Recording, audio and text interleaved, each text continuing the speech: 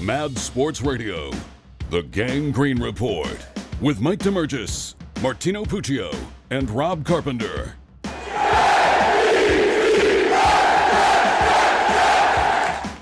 Mike Damergis along with Rob Carpenter and Martino Puccio for the Gang Green Report. And week 2, Rob, once again, the Jets lose. Shocker, right? 31-13 to the San Francisco 49ers. Things are getting worse and worse for this team. And we've been talking about it for 2 years now. The Adam Gase watch is on. It is severely on at this point. If this team goes to 0-6, 0-7, could he be cut mid-season, Rob? I think the fans and everybody else around the team would basically love that. But as some of the conversations I've had over the last few weeks, if you made this change during the season, who would actually be the person to replace him? Greg Williams. That's it. Yeah, but you don't have anybody on the offensive side who could actually just turn and run the show unless they were running the same thing that Adam was running. You know what I mean? Like the person who came up was Jim Bob Cooter, which makes sense, but I don't believe this is his offense, and I don't believe he would want to continue with this offense. So making that change, try to change the offense during the season would be tough for everybody. So honestly, I just think everybody is basically just stuck with Gase for the rest of the season. This could be one of those teams that go 0-16.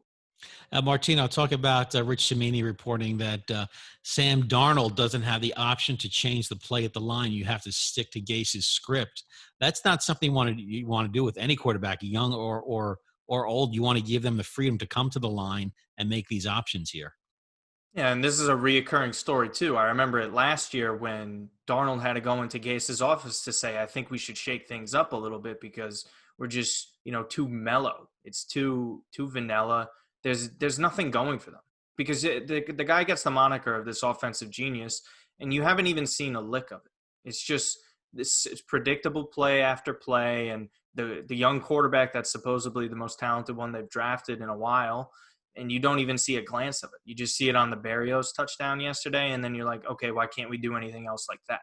Why can't we try and open up things a little bit more? And it's just, it's just all silly stuff, and it's just there's no positivity around any of it. There's just nothing that you could look at and say, okay, that's something we could build off of besides Mekhi Becton playing well. I mean, I don't know. It's just there's a lot left to be desired with them. And I think the frustrating part for Jet fans, and Rob, you could address this, is where do we go and what are the answers? What are the answers? You've been on teams that struggled. You with the Jets in the early 90s, a young Browning Nagel, Ken O'Brien, and Boomer Esiason, some of the guys.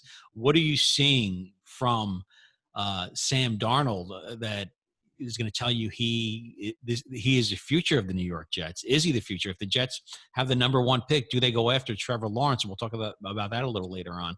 Do they leap and go for Lawrence if they are the worst team in the NFL? I think we're going to see another Josh Rosen, Kyler Murray situation. I really do, because I do believe that there's going to be a coaching change. I think Joe D probably will be adamant about putting his stamp on the team. Overall, he inherited Gase, even though they were friends. He said he could work with him. Every GM would want to put their own stamp on the team when they're hired, and that means bringing in your own coach, their staff, drafting your own players. I mean, he hit a home run with Mekhi Becton, no doubt about it. Mekhi is a beast out there in the field. I watched him the first few plays against Joey Bosa, and then the rest of the game, this guy is a mauler. He's a master. So I think he's going to hit a home run with P. Ryan. Saw a quick glimpse of that yesterday. Mims, the jury is still out, but hopefully this kid can get back. But ultimately, once the season is over and Joe D gets to put his stamp on the team, hopefully things get to turn around, because that's the only thing that's going to make a change with this team. Overall. So it's a wait and see. It's a wait and see really with this team. And after the game yesterday, the great, brilliant head coach Adam Gase really had no answers for the media. Adam, what was your message to the team afterward? So we got to find a way to improve really fast, and we have to go back to work. I mean, that's the number one thing. We have to go find a way to win one football game. And what are your emotions with this? I mean, the 49ers are a good team, but they lost a lot of guys today. They were playing their second-string quarterback for the second half. I mean, are you angry? Are you embarrassed? What are you feeling right now about? I'm pissed right now. I mean, that's no fun going out there and getting your ass beat. So I mean, we need to get better fast. All right. So, Rob, he's pissed, but are things going to change? It's really the same story with the Jets for 2 seasons now. I don't think things are going to change at all. Not for this season. Simply because what he's installed right now and the feeling around the team is just going to be the same way every week. Team's going to go out, run the same things over and over again. There's going to be no mix up in the offensive play calling. You saw it as we talked about a little earlier with Sam Darnold saying, answering the question about having the option to audible to a QB sneak, and he doesn't have that option to audible, which is news to me. I mean, he's in his 3rd year. He should have the option to audible when he comes to the line of scrimmage. You're not going to send a quarterback in his 3rd year up to the line of scrimmage with just one play call. He should have the option to audible to change a play based on the defense, what the defense is giving you. And if you're not giving him the chance to do that, then you don't need to be an NFL coach, because you're just sending a team out there that's going to be like JV playing against varsity every week. And Martino, they had at least a player they could count on, a marquee player.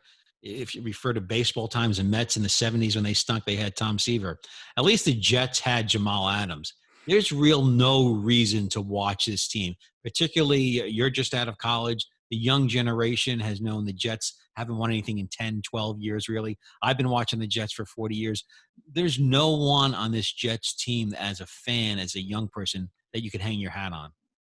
No, and even the guys that were supposed to are out, want to sit out the season, like a CJ Mosley. You can only get so excited for Mekhi Becton pancaking guys, because even if he does, Sam Darnold will throw an interception or there'll be some sort of fumble or miscue that takes away from it. So, yeah, I mean, there's no one to really get excited about. You like that Quinnen Williams at least did something for once against a pretty good offensive line. Yeah, a couple sacks. But again, yeah, that's a 3rd overall pick we're talking about.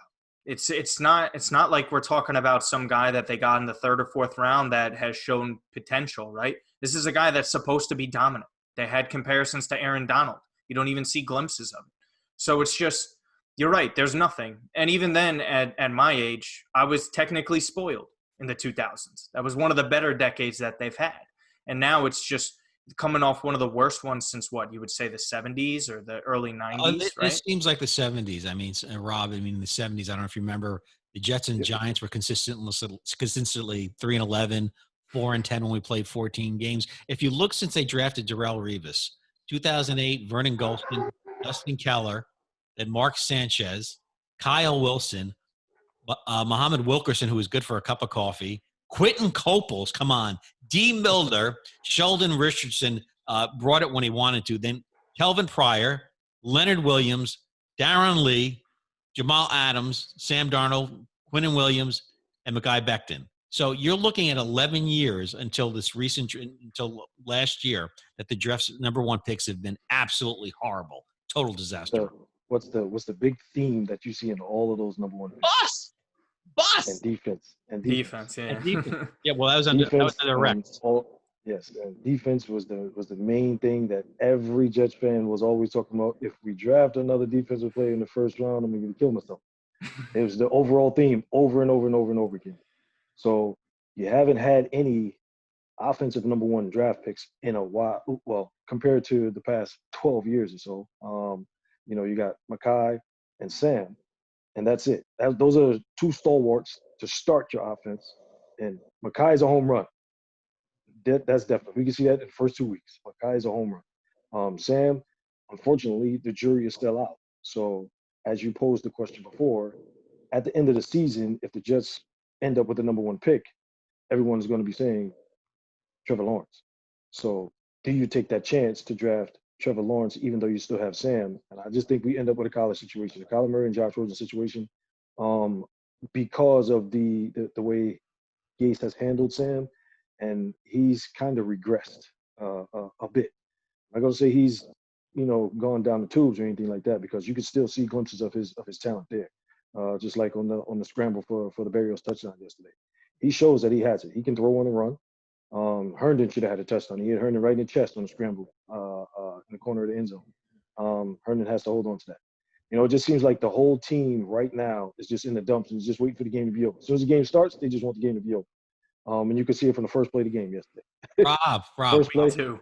80 yards. I've been watching this game for so long. I feel like this team's in a malaise since It is. '94 when they lost. When the Jets were 6-5 and they lost the spike game, and that was it for the season. I think since then this team hasn't recovered. It might have even been before that. The year before that, remember we were 8-4 going in, and we were in first place in the AFC. '93. Yeah, we had to win one game to make the playoffs, and we lost 4 straight. Yeah. So that was Boomer's team. That was exactly. That was There's Boomer's. a few teams like that. But carried over to the next season. How are they missing on quarterback so much, Martino? You look at Mark Sanchez, Geno Smith, and now Sam Darnold. So in a 10-year period, they have completely whiffed on quarterbacks. What kind of scouting department? And I remember them talking about Rosen coming out and Baker Mayfield coming out and Darnold coming out and Lamar Jackson. And I'm looking at Rosen and I'm looking at Darnold. I'm saying, boy, these guys are making a lot of mistakes. And people say, oh, no, that's the team around them, this, that. If someone like me who has watched several games over the last 45 years can have that opinion, how did so many people miss on not selecting Lamar Jackson, Martino? I think a lot of it is because a lot of franchises don't know how to help players with certain skill sets. The Bills perfectly built around the way Josh Allen plays. The Ravens perfectly build around the way Lamar plays, right? Have a bunch of running backs, guys that are home run hitting types of players. Same thing with Andy Josh Reid. Allen, not to cut you off, Josh Allen is supposed to be the biggest project of all the quarterbacks. And he throws for over 400 right, yesterday, exactly, and a few touchdowns. And they're all home run plays. We see him throwing the deep ball. They don't play to Sam's stuff, like his strengths, but he's also making the boneheaded plays where he's throwing across his body that you saw in the first game against Detroit of his career. He did it against Buffalo in week 1. You just can't do that. You can't blame that on anyone but him. But again, it's just the same thing with the Jets. Even when they have something, everyone thought they had the training wheels on Mark Sanchez forever when Rex was there, right? They did a few things where they're like, okay, he's showing some glimpses, but he never took the next step. Geno Smith was a disaster waiting to happen. I think it was that maybe Thursday Night Football against the Patriots in the rain, and you just saw, like, this kid's hopeless. Like, he's got no shot here because they're not helping him out. And it's an organizational thing. And I'll never forget when Plaxico Burress went on the Herd with Colin Cowherd, and he said, okay, you were on the Jets and you were on the Giants. It's the same building. Oh, boy. What is the difference between the two of them? And he's like, one's an organization and the other place is guys are happy to collect a paycheck and go home. And you could tell which organization he was talking about. And so it's something built from the top, and you have an owner that is over in the UK more interested in the Republican primaries and what's going on in elections opposed to the Jets. And then his younger brother is just happy to run the team. It's like a little toy for him. He doesn't know what's going on. Well, as somebody that worked with the New York Giants, they are a fine organization, and they treat people incredibly. Rob, we'll leave it off on this. Just think back to '94. If the Jets win the spike game, Pete Carroll doesn't get fired. They keep Pete Carroll on for several years. Parcells doesn't become the coach. History would have been changed if the Jets would have had a different outcome, and Pete Carroll would have been the head coach of that franchise for maybe 5, 6, maybe even longer. Well, you could even go back one more year than that. If we win one of those games, we make the playoffs, and then Pete's not hired because Bruce Constantine is still the coach and doesn't get fired for losing 4 straight. So, yeah, history would have been changed in a lot of ways with this team if one piece had fallen the right way in certain situations. It just seems like, it's cursed. And, and you're a player saying that. You're not a lunatic. I'm not the only one. Like myself. I'm not the only one. I speak to a lot of former players. I speak to a lot of guys who are around the program recently, and it's just the same thing. You have right from the top down where you just said it. You got an owner who's over in the UK thinking more about the Republican Party than his own team. And this is like a toy to them. I've had this conversation with a lot of fans. The ownership here is just glad to be ownership. That's it. Yeah. If you had, and just as you said, go across the street to Giants facility, and you have ownership there that wants to win. Oh, they breathe the blue Yeah. Giants. Correct. What about And what they about have the? Sorry, go ahead. Rob. they have their tradition. They know what their goal is, and people buy in, regardless of how the team is actually doing. You saw the game yesterday. They didn't quit. They played right down to the final play of the game. You could have said this team was out of it from the moment Saquon went out in the second quarter. They were down, but they didn't quit. They kept fighting, even though they were outmanned, and they're going to be outmanned for the rest of the season.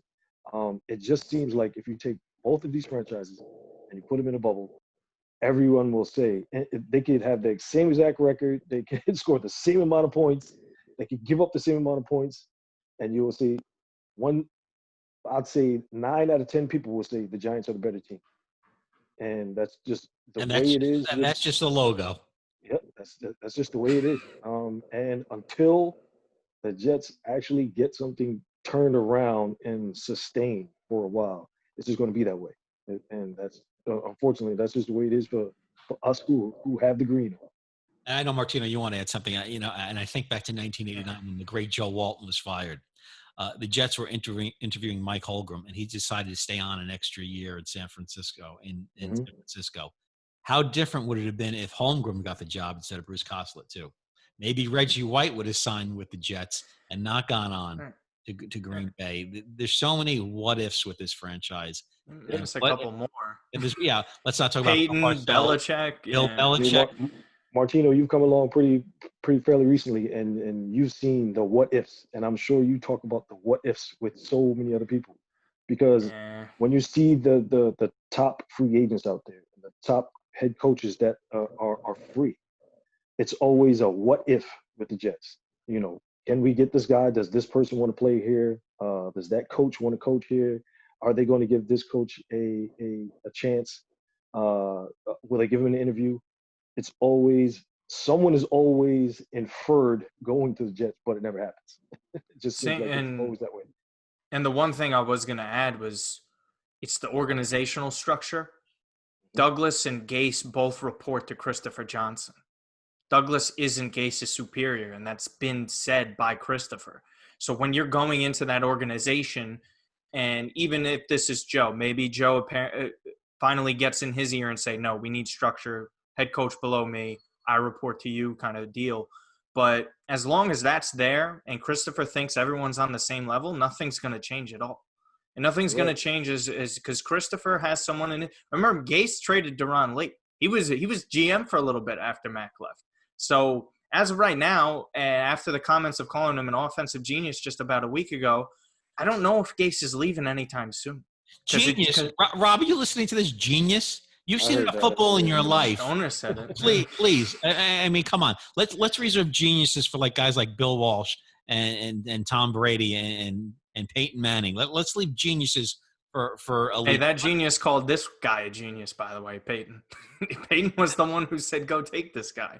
Sometimes guys should play and not coach too. I really just put my head in my hands when I heard Chris Johnson say, "Yeah, this guy's an offensive guru, and he has all of his backing behind him." I was like, "Oh my gosh, that's the wrong thing to say right now," because it's just it's white noise right now. Let's look at it. They're 0-2. They're going to lose to the Colts 0-3. Home for the Broncos. I'll give them a win, 1-3. Against the Cardinals, 1-4. At the Chargers, 1-5. Home for the Bills, 1-6. At the Chiefs, 1-7. Home for the Patriots, 1-8. At the Dolphins, 1-9. I mean, they're just, and then they play the Dolphins again in back-to-back weeks. Boy, that's weird. And then they got the Raiders, Seahawks, Rams, and Browns, and the Patriots. You're talking about this team probably going 2-14. You're giving them a win against Denver, even though they just lost Courtland Sutton. Well, Denver's been a little inadequate since they won in the Super Bowl. They almost beat Pittsburgh. They're banged up, but they've been in these games. They are out of it. Just like Martino just said yesterday. You see how they played? Even with Drew Lock out. Happy. Courtland Sutton. 1-15, 0-16, happy. Gase is fired. We got the number one pick. I'm a happy camper. I think everybody would be happy at that point in time. Until Gase when Gase goes out the door, I think the cloud lifts from over a foreign part. I really do. And Joe Douglas can take the reins and just make things better. Hopefully, I mean, he's been with two great programs. He has to. He has to know what it takes to build a program, to make a program sustainable. I mean, he was under Ozzie for a while, and you see what Ozzie's done with the Ravens. He has to take that approach, and if he doesn't, then honestly, he should just walk out the door. If Chris Johnson isn't going to give him the reins to run the program and run the team like a GM should, he should just walk out of the door.